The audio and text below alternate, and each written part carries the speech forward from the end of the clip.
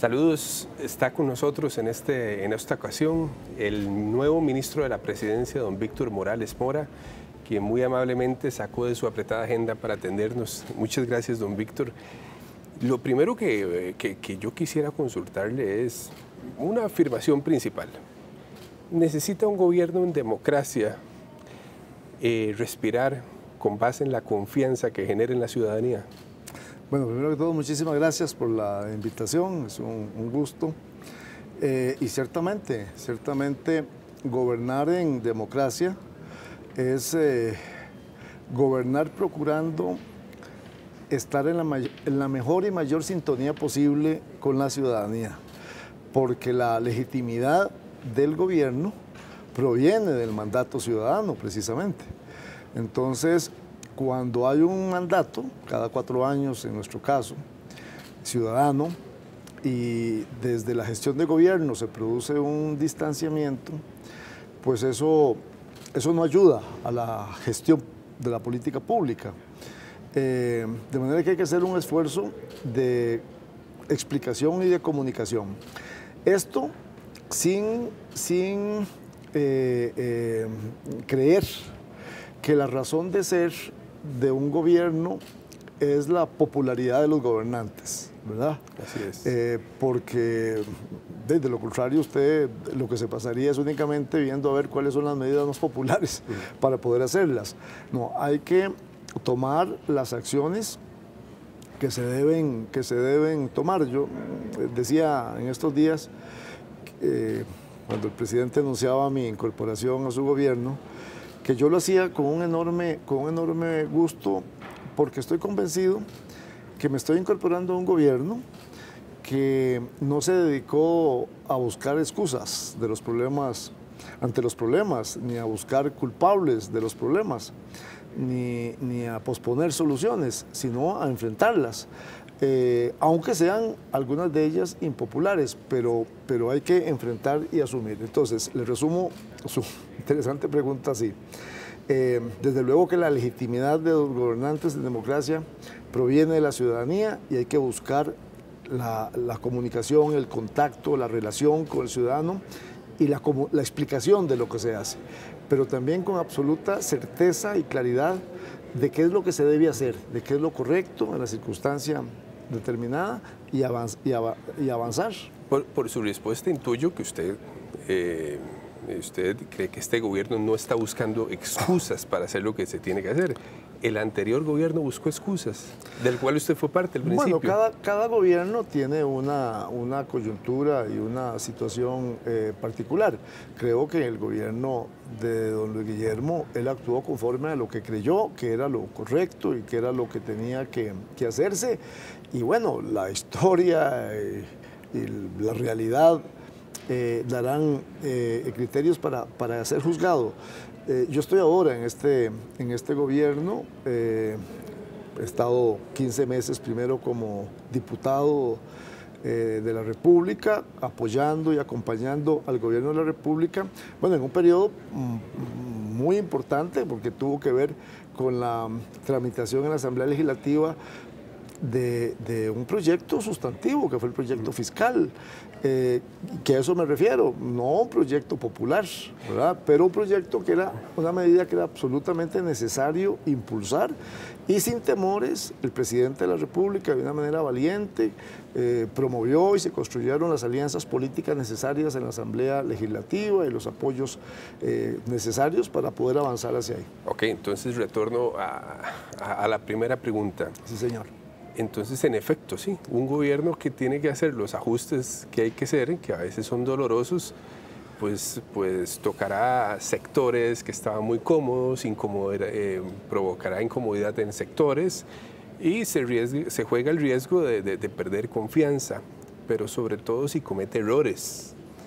¿Usted cree que el gobierno, cuando usted llega como ministro de la Presidencia, tenía un buen capital o un mal capital de confianza? Bueno, el gobierno del presidente Alvarado invirtió una buena parte de su capital político en sacar adelante una reforma fundamental que llevaba varias décadas pendiente, que es la reforma fiscal. cuando usted decide avanzar en esa ruta, porque es necesario hacerlo, en una materia que no es popular, como es el tema de los impuestos, donde además esa reforma contiene una importantísima reforma al empleo público, ¿verdad? Porque nosotros estamos hablando de que la reforma fiscal era materia fiscal, que era el establecer el IVA y otras medidas. No, es que tenía un capítulo sustantivo sobre empleo público. Creo que la más importante reforma en empleo público que se ha hecho también en los últimos años. Sí, ahí se impulsó una reforma de gran calado y eso generó obviamente reacciones en las organizaciones de trabajadores del sector público y tuvimos que enfrentar un movimiento huelguístico muy importante el año pasado. Eso, sin ninguna duda, tiene un costo. Y entonces ahí es donde yo le decía al principio, un gobernante de pronto puede decidir, no, yo no pago esos costos y me dedico a ir haciendo que las cosas que se puedan hacer se hagan, pero a administrar mi capital y mi popularidad. El presidente Alvarado visualizó que era absolutamente necesario y sin escatimar en su costo político, en el costo político para él y para el gobierno, echó para adelante esas medidas y seguimos impulsando medidas y reformas importantes. Este gobierno pues tiene un claro impulso reformista de arreglar y de impulsar reformas significativas importantes. O sea, ¿está dispuesto a seguir pagando el costo? Sí, yo creo que el presidente Por ejemplo, reforma de empleo público, que es un paso más allá de lo que se hizo con reforma fiscal, la reforma a las huelgas. Claro, hemos seguido avanzando en este espíritu reformista. Precisamente se está dictaminando en estos días el proyecto que impulsó el diputado Benavides, Carlos Ricardo Benavides, sobre huelgas y que hemos estado apoyando y que hemos estado respaldando y que representa una reforma importante, bueno, tratando de promover también espacios de diálogo y de relación con los sectores laborales a efectos de acercar posiciones, porque esto también lo quiero dejar planteado. Un elemento también importante para el gobierno del presidente Carlos Alvarado y que lo acompañé en esa línea como diputado y lo hago ahora como suministro de la presidencia, es que también tenemos que promover los espacios de diálogo, los espacios donde se busca el encuentro en la medida de lo posible de posiciones, ¿verdad? Aquí no se trata de imponer, ¿verdad? Posiciones rehuyendo o evitando promover los espacios de diálogo. Entonces el diálogo lo consideramos un valor muy importante. ¿Se enconchó en algún momento el gobierno? ¿Perdón? ¿Se enconchó en algún momento el gobierno después de la reforma fiscal? No, yo creo que simplemente el gobierno se dedicó como tema central el segundo semestre del año 2018 al tema fiscal. Hay un arranque del primer semestre de este año que conduce a la implementación de la reforma fiscal a partir de julio, por ejemplo, lo que es la aplicación del IVA, y el gobierno ha venido perfilando, ¿verdad? Con claridad, el señor presidente lo ha venido planteando, que tenemos que hacer un esfuerzo por avanzar en una agenda de reactivación, de crecimiento económico y de empleo en todo el país. Materia que no es sencilla en un momento en que un país pequeño como el nuestro, con una economía muy abierta, se encuentra en una realidad internacional que es muy distinta a la que se vivían hace algunos años, ¿verdad? En donde hay procesos también de pérdida de crecimiento, la economía se desacelera en todo el mundo, en el contexto latinoamericano y americano de una manera particular. Entonces hay procesos globales, procesos internacionales que inevitablemente inciden, ¿verdad?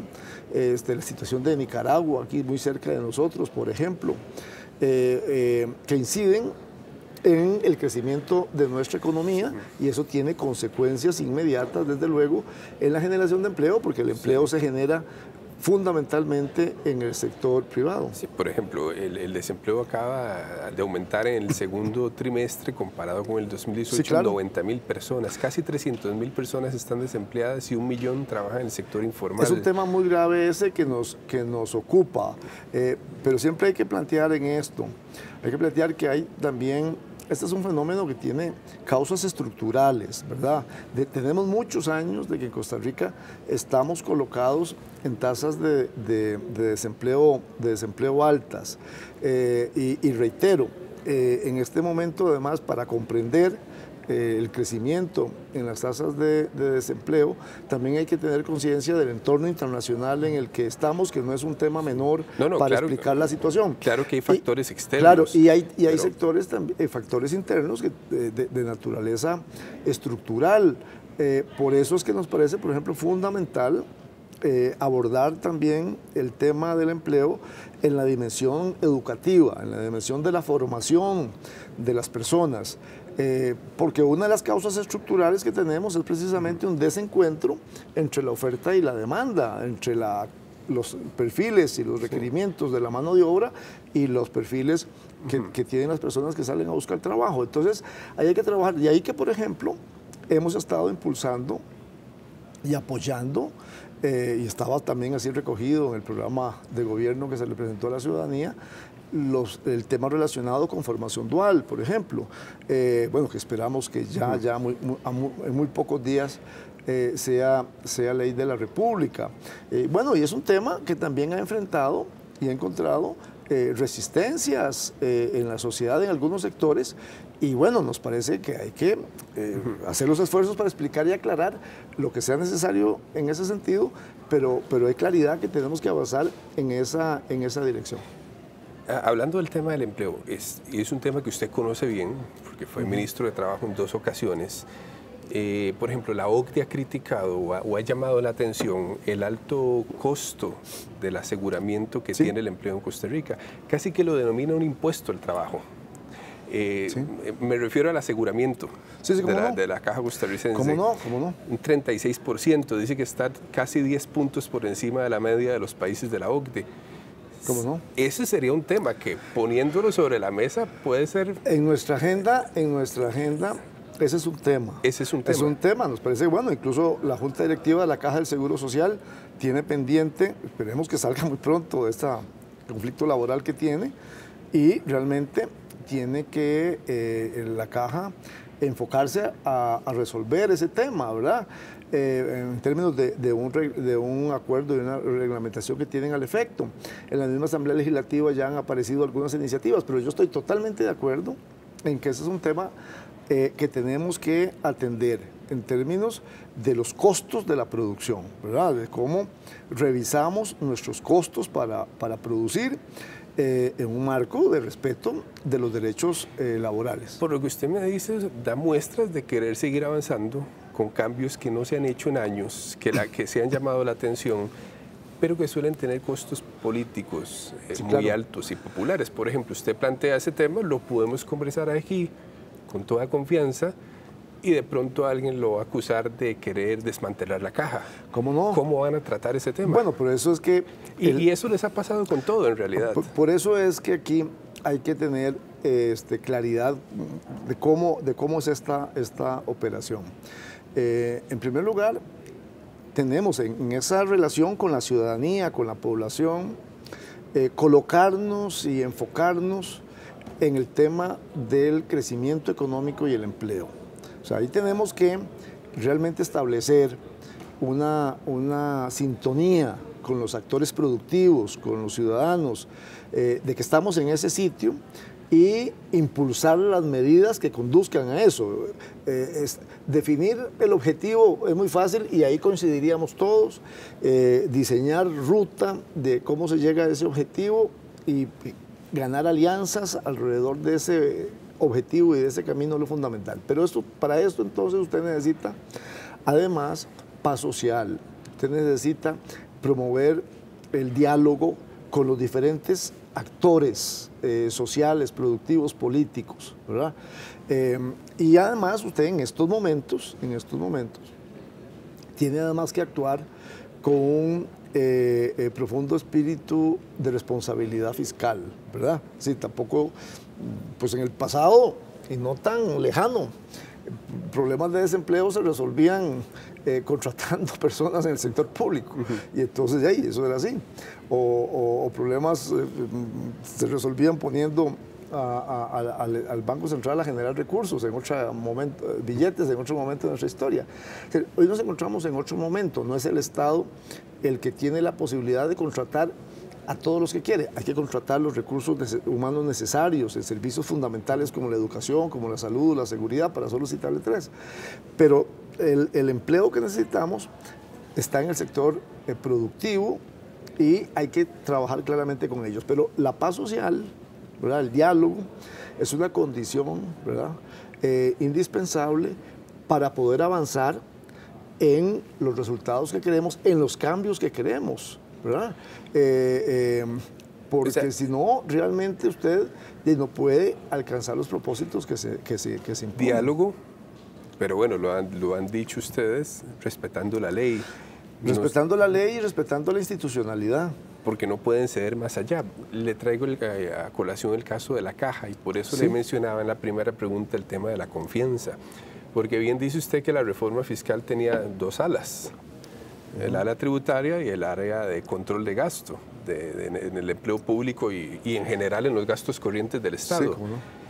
Y de pronto nos damos cuenta que el presidente ejecutivo de la Caja había firmado un acuerdo con los sindicatos en el que iba en un sentido contrario a la interpretación de la reforma fiscal. Entonces, ahí empiezan los problemas de confianza. ¿Qué hace el gobierno en esos casos? Bueno, hace, en el caso que usted me menciona de la Caja, emitiendo una normativa que pone las cosas, digamos, en otro sitio. Pero lo que quiero decirle es que al final y al cabo, por ejemplo, en una institución tan importante como la Caja, ¿verdad?, con más de 50.000 funcionarios, con múltiples organizaciones, decenas de organizaciones sindicales de sus trabajadores, con una normativa amplísima de relaciones laborales, esa institución tiene realmente, como lo está haciendo don Román Macaya y sus funcionarios quienes le acompañan, tiene que establecer mecanismos de diálogo interno para establecer acuerdos. Bueno, lamentablemente se ha llegado a una huelga que tiene consecuencias muy negativas en los asegurados, ¿verdad?, y que confiamos que pueda realmente terminar muy pronto, ¿verdad?, para volver a una mesa de negociación donde se resuelvan estas cosas. Pero yo le mencioné que teniendo claridad hacia dónde se va, reactivación, crecimiento, generación de empleo, hay algunas condiciones. Esas condiciones tienen que ser la promoción del diálogo, o sea, son elementos básicos, la construcción de acuerdos, la responsabilidad fiscal, son elementos con los que tenemos que trabajar y en la medida de lo posible seguir promoviendo reformas que han estado pendientes por muchos años. Pero también, lo mencionó usted al principio, el capital político, por llamarlo así, es decir, la posibilidad que tiene un gobernante, el espacio, los recursos para poder impulsar reformas con músculo político también se agota. Entonces eso hay que irlo gestionando, administrando, de manera que usted pueda tener claridad de qué fuerza tiene para establecer las alianzas necesarias y seguir avanzando. Hay algo muy curioso ahora con esto que usted menciona con el Congreso, porque muchas de estas reformas se han aprobado con fuertes mayorías en el Congreso. La reforma fiscal, que se creyó que iba a pasar muy ajustada, al final pasó bien. Educación dual, de la que tanto se hablaba, al final pasa con más de 40 votos, solo 2 en contra, pero a la hora de que llegan las críticas o las oposiciones o las huelgas, dejan solo al gobierno, los partidos que apoyan estos proyectos. Bueno, a ver. ¿O lo natural es que el gobierno se quede solo como escudero de las huelgas? Bueno, es que estas son precisamente las realidades políticas de que yo estoy haciendo referencia. A mí me parece que por un lado, en el Congreso se ha logrado generar condiciones para tener una alianza parlamentaria importante que garantice un piso de votos necesarios para poder avanzar. Entonces hay una capacidad de construir en lo programático. Pero también, por otro lado, en el Congreso hay un espacio para el control político, para la crítica política, en donde ahí cada partido juega el papel que le corresponde. Los partidos de oposición al gobierno entonces también interpretan que les toca en ese campo de golpear al gobierno. Y así pasa. Es decir, el gran secreto en esto está en que usted poder ir manejando, gestionando una fuerte crítica en el campo del control político, pero que superado el momento de la crítica y del control político, usted pueda sentarse con quienes hacía unos minutos lo estaban atacando a construir y a acordar unas mociones y acordar la aprobación de un proyecto legislativo. Digamos, ahí hay un ejercicio, digamos, yo diría hasta de madurez política para poder avanzar. Creo que las presidencias de Carolina Hidalgo en la primera legislatura y ahora la presidencia de don Carlos Ricardo está posibilitando y está permitiendo que el Congreso tenga esas condiciones, de manera que esto sumado a un buen liderazgo en las fracciones nos permite avanzar. Un propósito nuestro desde el Ministerio de la Presidencia, desde luego, es contribuir en la medida de lo que podamos a que ese ambiente y a ese clima legislativo se mantenga todo lo que podamos. Tenemos una enorme cantidad de proyectos, de iniciativas y de reformas importantes que impulsar, que solo serán posibles en el tanto logremos gestar esas alianzas y esos acuerdos legislativos. Yo sé que usted viene entrando al Ministerio de la Presidencia. Sí, señor. Pero quería preguntarle sobre el campo de la comunicación en el gobierno. Ahora en esta época en la que se vienen oleadas de noticias falsas, que golpean, sí, que caminan rápido, que caminan fuerte, y además a veces el gobierno no ha logrado comunicar lo que hace y por qué lo hace. ¿Ha fallado el gobierno en la comunicación? Yo diría que esa es un área de mejora, ¿verdad? Creo que ese es un espacio en el que tenemos que mejorar.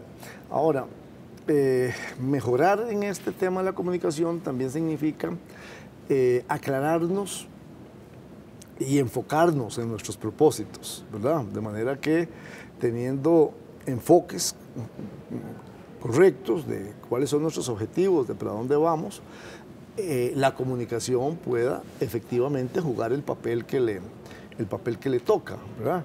Si estamos haciendo un esfuerzo, como lo ha venido planteando el presidente, de sumar acciones institucionales, políticas, para crear condiciones para que en el país, en medio de esa situación internacional difícil, pueda seguirse avanzando en temas de crecimiento de la economía, en un momento en que nosotros mismos, por muchas de estas razones externas e internas, incluso hasta se revisan las metas o se revisan las aspiraciones que el Banco Central tenía establecidas. Bueno, pero hay que seguir para adelante en ese esfuerzo, en ese impulso, ¿verdad? Y entonces creo que teniendo objetivos claros, la comunicación puede ser todavía muchísimo mejor, pero eso es un área en que me parece que podemos hacer muchas cosas mejor de lo que las hemos venido haciendo. Don Víctor, muchísimas gracias. Estaremos dándole seguimiento, bueno, a todo lo que ocurre en el gobierno. Un placer. Muchísimas gracias. Muchas gracias a ustedes, a la orden.